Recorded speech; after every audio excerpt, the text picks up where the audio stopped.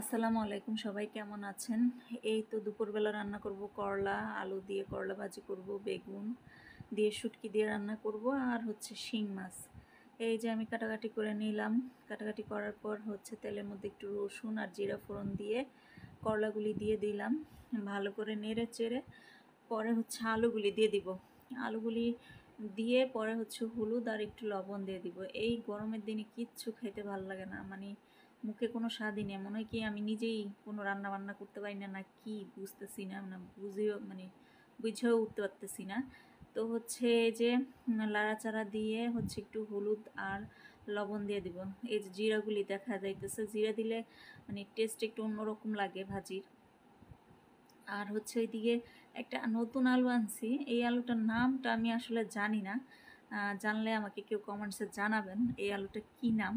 ওই আলু কিনে আনছিলাম গতকালকে, কিনে এনে এখন হচ্ছে শুটকি দিয়ে, বেগুন দিয়ে, ওই আলু দিয়ে রান্না করব। আর হচ্ছে শিং মাছ কাটি নেই, শিং মাছ হচ্ছে কাটবো। শিং মাছ কাইটা নেই, আনি নেই, ফ্রিজের মধ্যেই রেখে ঢুকায় রাখছিলাম। এখন হচ্ছে শিং মাছগুলি কাটবো। তারপরে এর মধ্যে আমার হাজব্যান্ড বলতেছে 1 কাপ চা দাও। তো এই যে লেবু চা বানাই দিতেছি, রং চা। ওর হচ্ছে অনেক ঠান্ডা লাগছে, তো এর জন্য লেবু চা বানাই দিতেছিলাম। চিনি আমি আগেই দিয়ে রাখছি। আর হচ্ছে ওই পানির পটে হচ্ছে এই আদা লং এগুলি দিয়ে রাখছি। এই যে শুটকি মাছ হচ্ছে, এটা হচ্ছে কি চাপা শুটকি, না না, এটা হচ্ছে চান্দা শুটকি। তো আমি নামটা আসলে জানি না। শুটকিগুলি ভেজে নিলাম।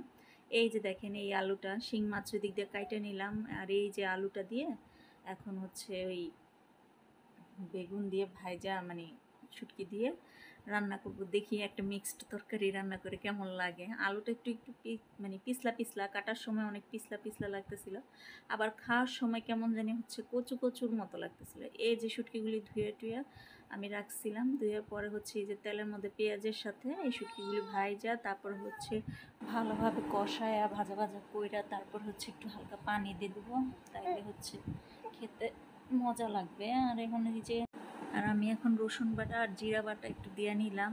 এরপরে হচ্ছে বেগুনগুলি দিয়ে নিলাম। বেগুনগুলি আগে দিন সিদ্ধ হয়ে যেত, বেশি নরম হয়ে যেত, এর জন্য বেগুনগুলি পরে দিলাম। দিয়ে কতক্ষণ ভাইজা টাইজা ভালোভাবে কষাইয়া পরে হচ্ছে একটু পানি দিয়ে দিব, জানি আলুগুলি আর বেগুনগুলি ভালোভাবে সিদ্ধ হয় আর কি, খেতে জানি মজা লাগে। আর তরকারিটা অনেক মজা হয়েছিল। পরে আরেক সাইডের চুলায় হচ্ছে আপনার পেঁয়াজ মরিচ দিয়ে হচ্ছে শিং মাছ দিয়ে দিব। শিং মাছ দিয়ে হলুদ আর হচ্ছে লবণ দিয়ে দিব।